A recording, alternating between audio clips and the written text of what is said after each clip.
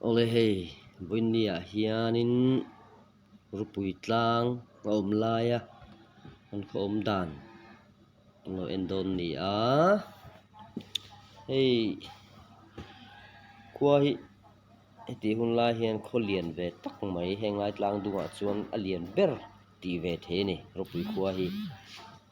ti chuan hei national highway hi kalrui mai a hi chu tun hnu national highway kha ni mai a ti chuanin hei middle school kan ti mei thai tlang nuam khi khilai tawar tunga chuan tawar te om to a khilai vel phei hei somi wemeram an ti khi mei thai tlang nuam helai hi ni a chuan hei falcon kha chu langai renga falcon kha ria falcon atanga hianin ke ni hi chu kan chho mai thina tlang alon tur hian chuanin helai hianin rupui tlang sang lai ber oma biakin hmun te omani lai vela hian chuanin kang hmun veng ani a helai hi pukolate an omal nu kona hian puzulo mate puthang ki mate pulian ji kate pulal ruat ate anoma ke helai hian kalkham tui khur a om nge ni helai hian hei pheiru mai ni chuanin pukhaya tele tepo hi pusuak nu na te nen hian a heng lai lalnu kon veng hian lani phang ti te porin thei ani hei ropui tlang kan lon thina chuan kan hrianga helai hian lungpui lo om treuh zela thang lai kha lungpui hmun kha ni a pusuak nu na te ho hi an om ani tlang lai ta venga hian hei pukap thanga te puchal dai lowa te pukai lian te pizai khumi te howin oma ti chuanin helai hian kon ve deuh ro omin zolbuk te omani hun lai chuan zolbuk kha hun veng lai li tak mai a hen zolbuk a oma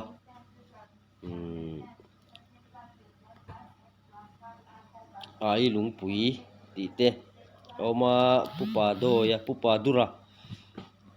dura te chu kan hrianga thangthar te pon kan hre deuang chuan pusuar pui te an awm bawk a no mawi lung te pawh helai hian an phun tlar ani tichuanin khelmual field kan tih kha a awm a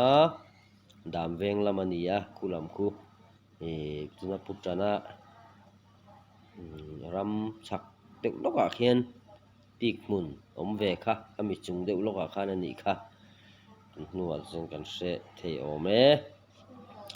tichuanin primary school te bcm biakin te helai hian a in tlar thlat a chuan hnuaiah khuan chuan hnuai an ti tawh a khulaiah khuan a hmun pawh a tha ang reng viau wa puchal chhing ate puzai tluang ate pudeng khum ate puchheliai ate pulal kim ate puai khum ate puzong ruaya pukam hninga pubual chinga pulal pela pulal hiara pulal ruma ti te puvan chhunga te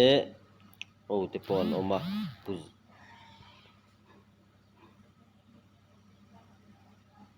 puthan mawi te helamah hianin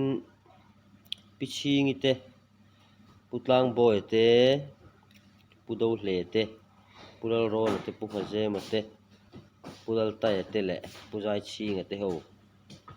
an awm bawk a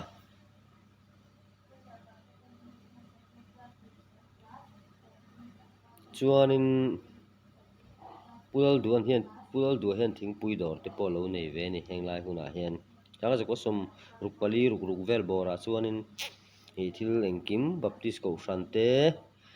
upc te pawh an awm tawh nge ni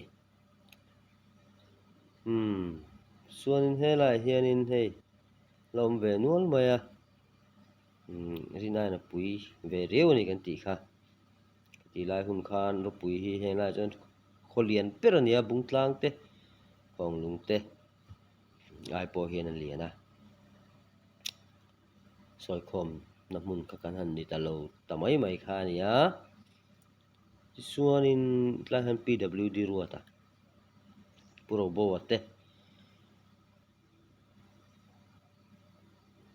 thang về là tế thì lại hi cái chia thì lâu tất mấy bút chế ngà bút chi ngà đi để bọn mình thấy sao kìa bút chal khu mà tế bút liền khu mà tế bút lal đùa tế anh oma lúng bút liền bút bom kha bút em xia mà tế bùi bùi tế bút thang chua mi tế pilal mua ni tế thang bộ bút thang bùi à tế lệ bút lại khama pulal lu tate pulai lu tate puni ling ate ho le pusap pro nate pulal to kate pulai lu tate pusen chopate pubui nuai ate piching pui te pujai nghen puja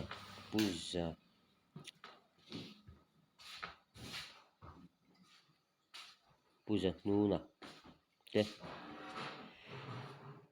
om bokani nai pidar thang vungi puro thanga ô lạc lộ la ya chu tieng ti chu nia hila han thlan mual om ve a nom khop mai UPCB again te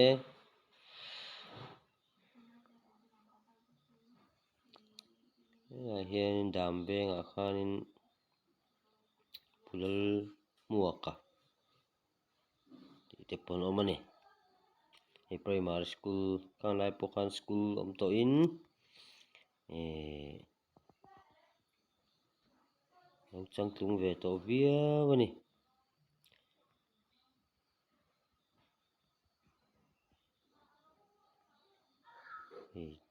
Chakravarti te pon lo om ve ni pumak khamate om na khania pukol nu na te pulal mua na te pon lo om mani hi sang khazako sumruk pali ruknga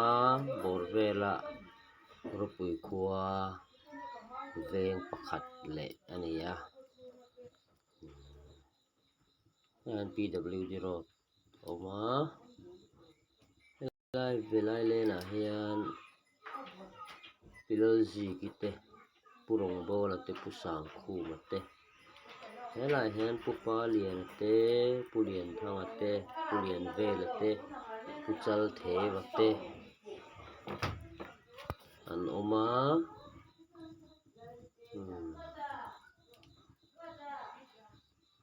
puchal ngai te puming thanga te he la hen ranga tui khur khamani hi chuan hnuai khani to a pusatro kate puleng e mate thang chu mate an om boka chuan helai hianin gram sakar quarter tia han rohak ti thina oma na chuan thlan mual kong ani ta a hi tu na kan kho kan om thlak na tuna kan kho mun mek mun hi ni a lai hi chingveng kon tak khu ni a lai hianin thlan mual thea chuanin helai hian puchal doi tui khur kal le kha ni a hi na chuan hetiang hi adin hmun ani a chuanin lai hianin hmarveng tunah chuan helai hi bidek kan tih lai kha ani a lai hi chuan helai len pheiah hian puleng emaw pusa trawk te ho te pawh an awm ani a chuan helai hianin pulawm kung te